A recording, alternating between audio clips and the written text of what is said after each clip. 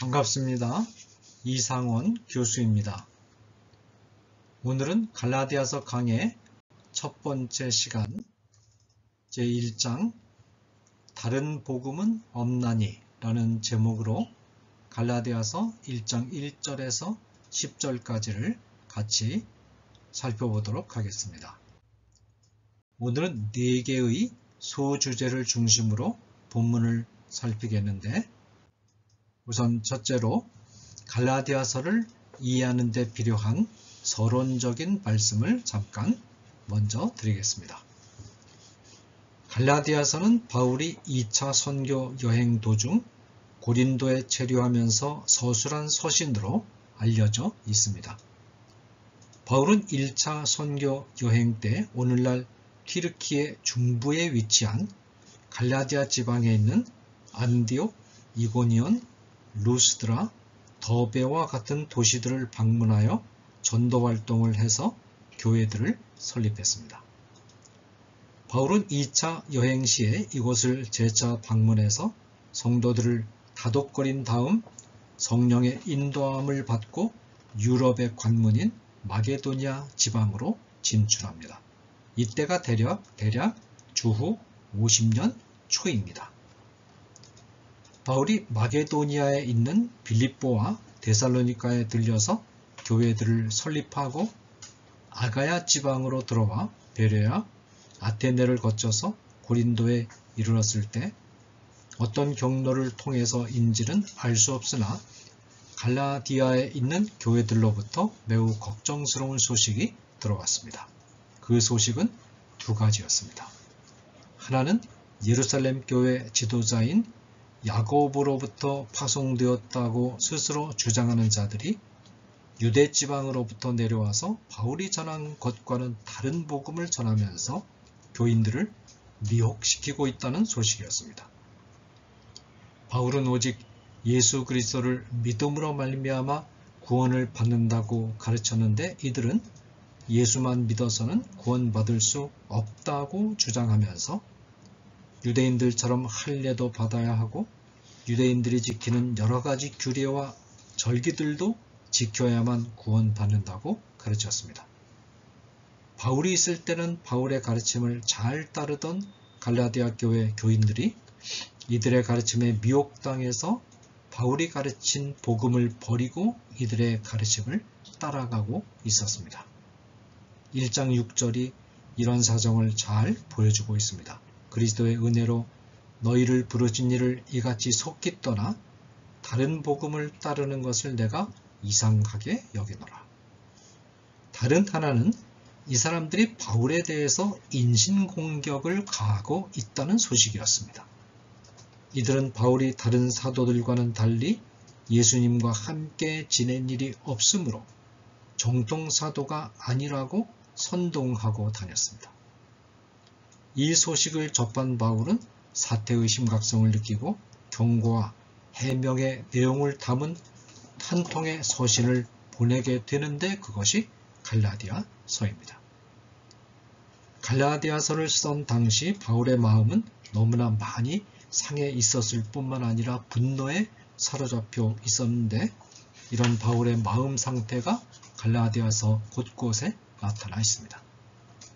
갈라디아서는 바울이 쓴 서신들 가운데 가장 격정적인 서신입니다.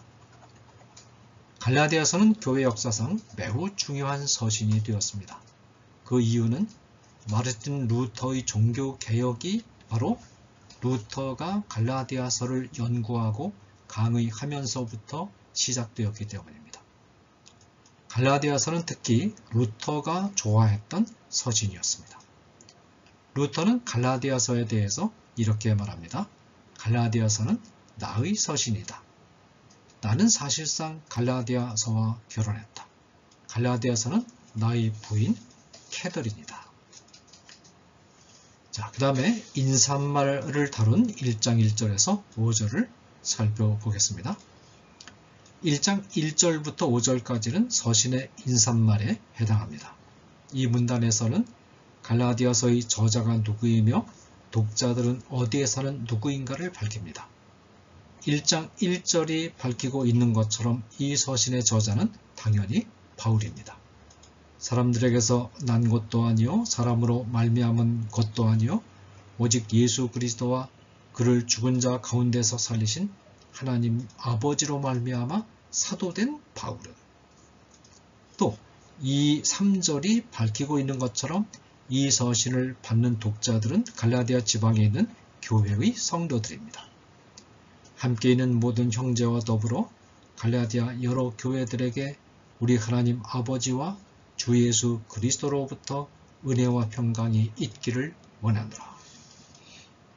자, 세부적으로 들어가면 1장 1절에서 2절에서 바울은 자신이 하나님의 심부름꾼임을 강조하고 있습니다.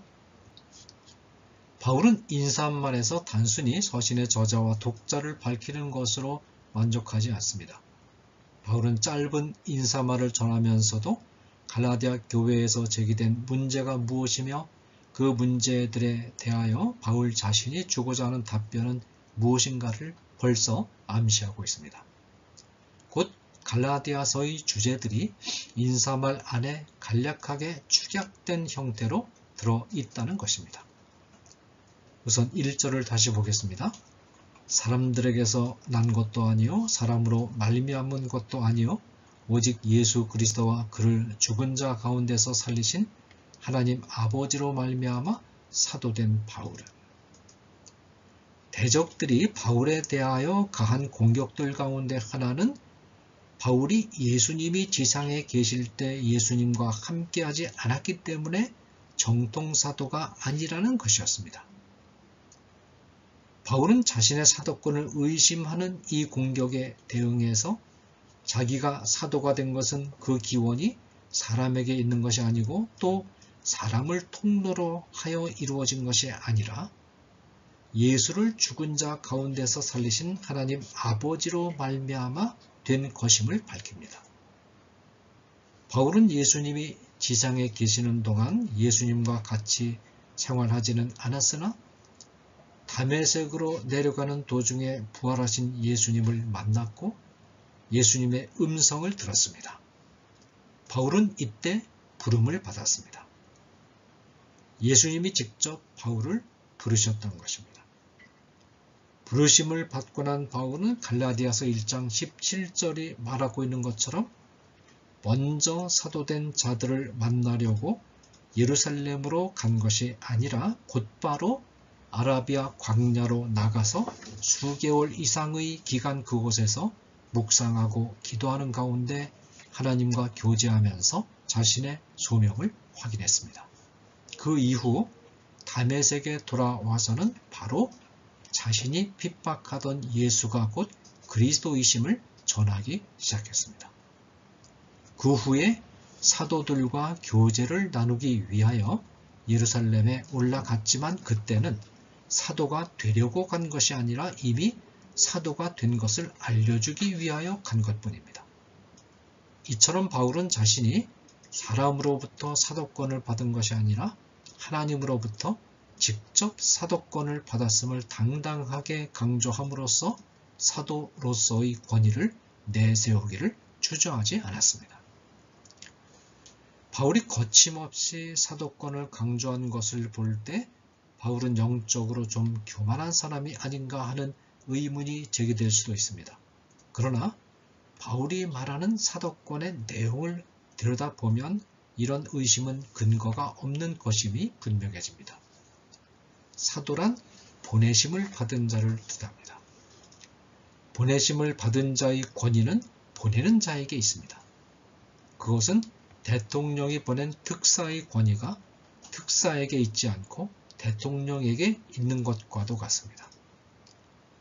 바울은 자기 자신이 가진 권력, 학벌, 경제력 등을 자랑한 것이 아니라 자신이 예수님의 심부름꾼에 지나지 않는다는 사실을 자랑했을 뿐입니다.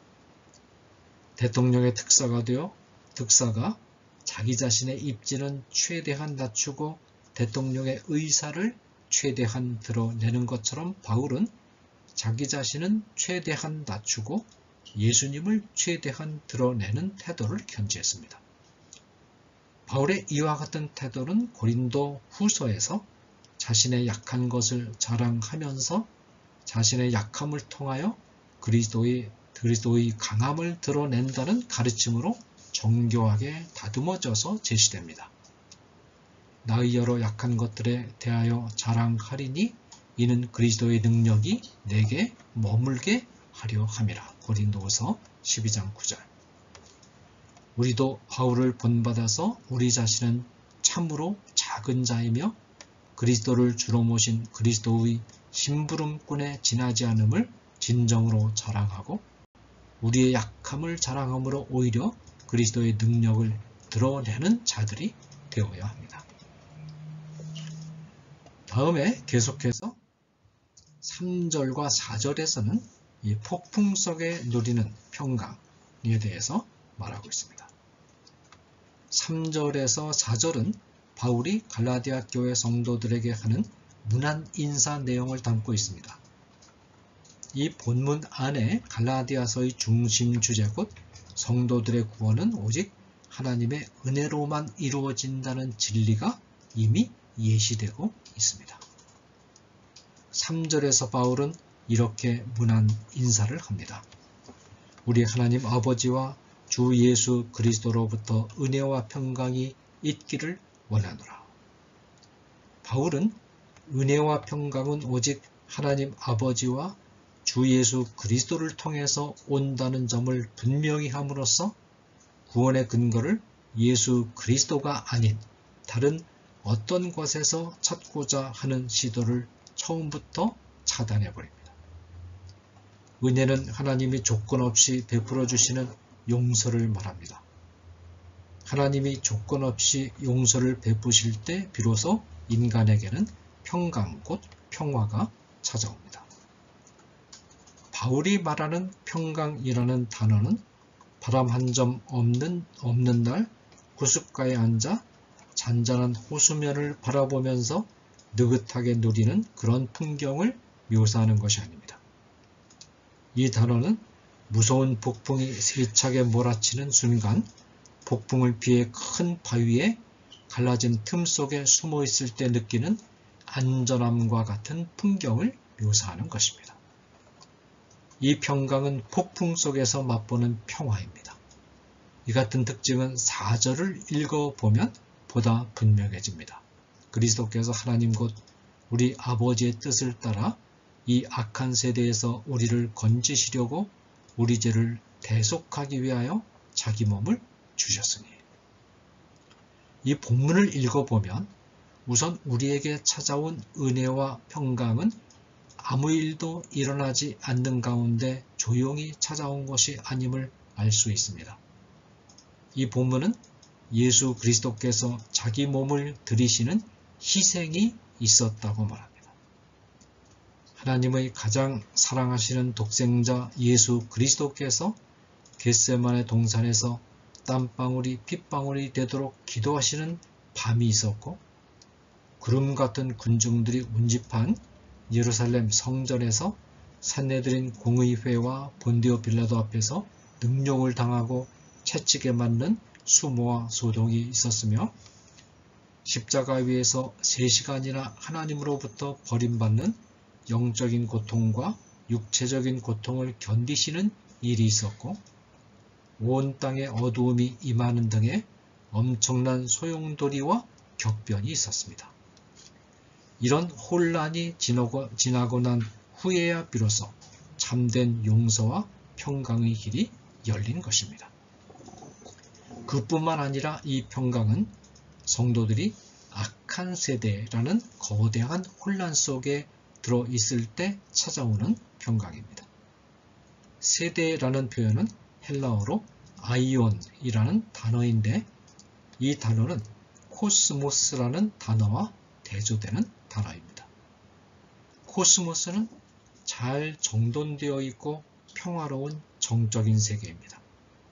그러나 아이온은 끊임없이 움직이고 변화하는 세계입니다. 이 세계 안에서 사람들은 온갖 쾌락과 재와 육신의 정욕과 이생의 자랑과 안목의 정욕을 끊임없이 추구하지만 결코 만족을 느끼지 못하기 때문에 또 다른 쾌락과 재화와 정욕을 찾아서 잠시도 쉬지 않고 혈안이 되어 움직이고 이동합니다. 이 세계는 거센 폭풍이 끊이지 않고 몰아치는 세계입니다. 본문 하나님이 이 세계로부터 성도들을 건져내신다고 말합니다.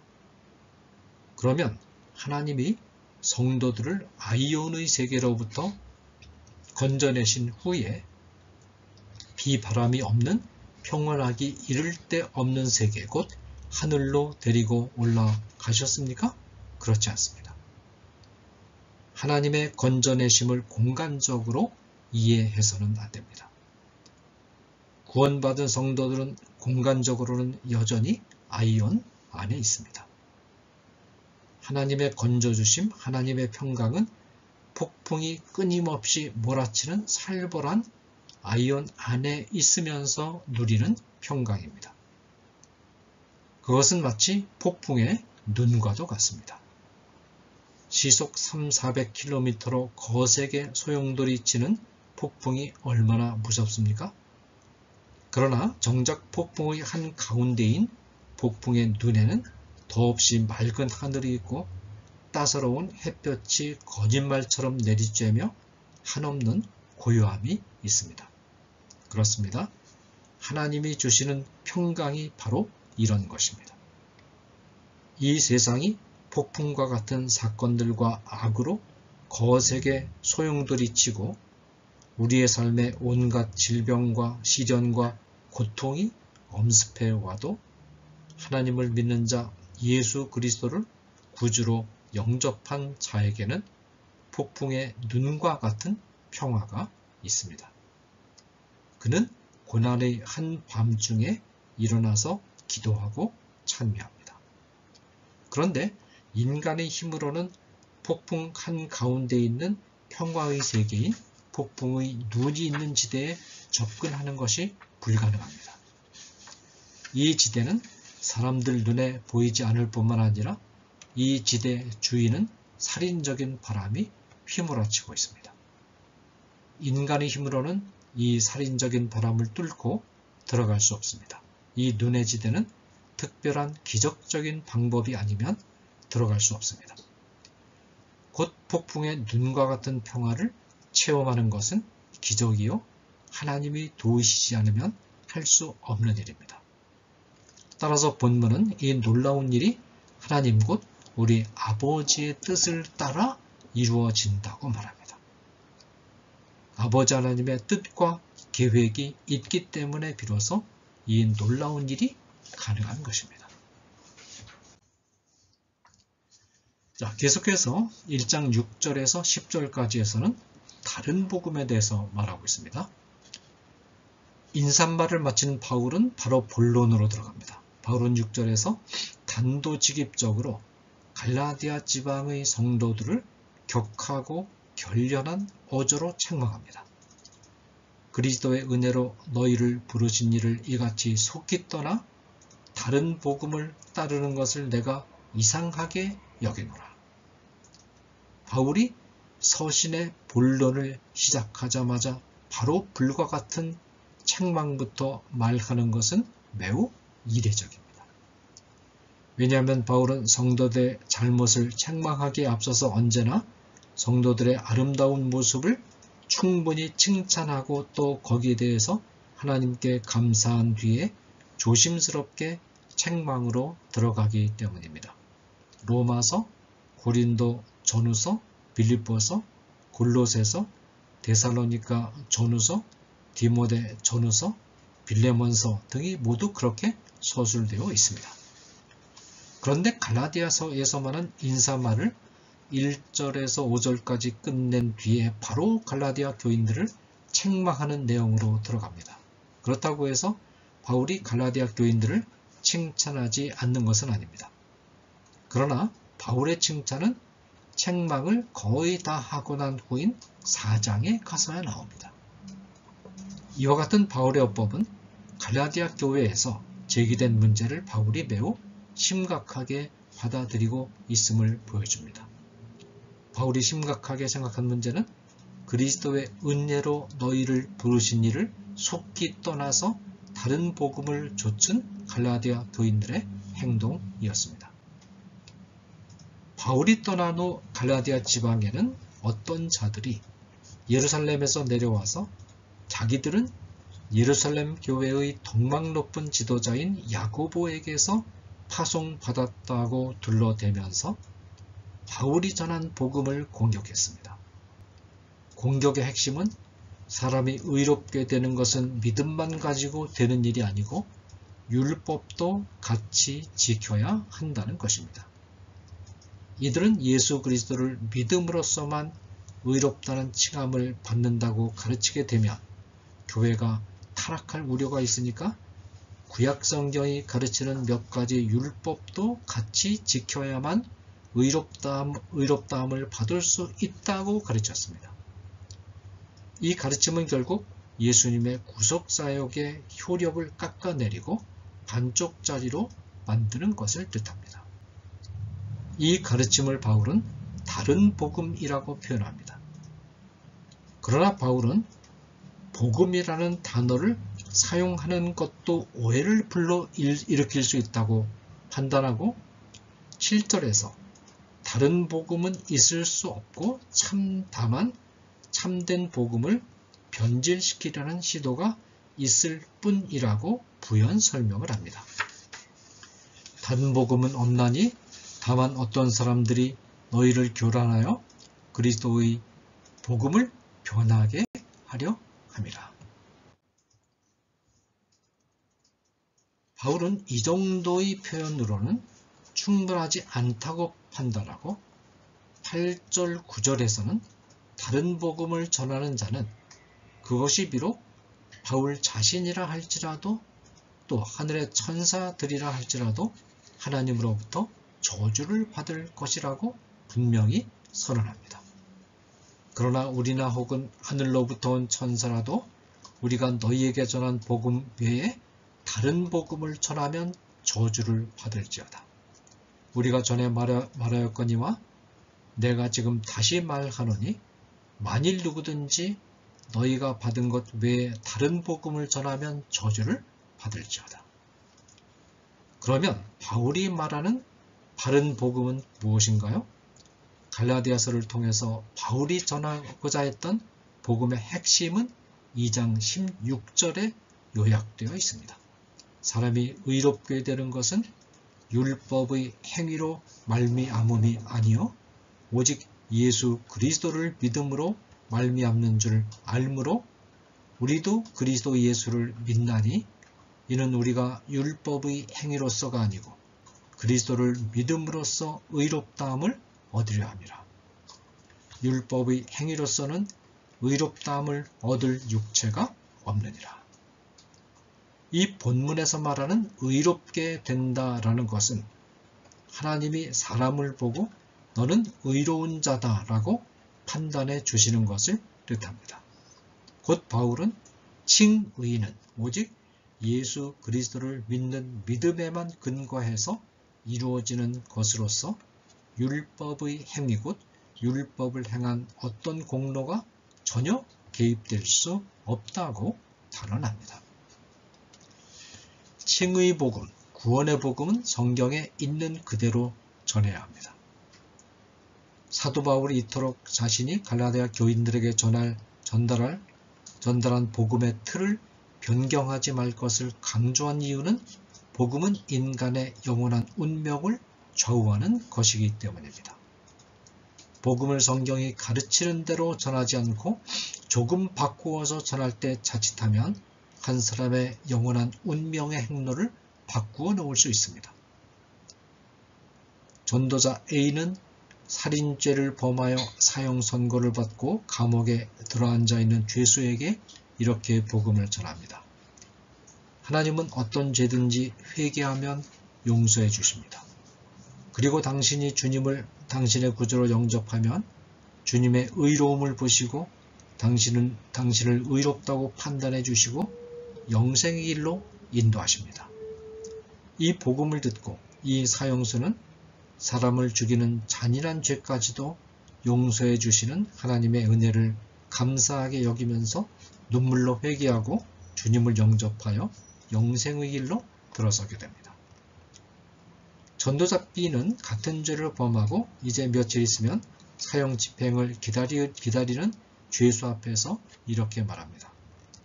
회개하고 우리를 위하여 죽으신 주님을 믿는 것은 우리가 구원받고자 할 때 매우 중요한 조건입니다. 그러나 그것만으로는 부족합니다.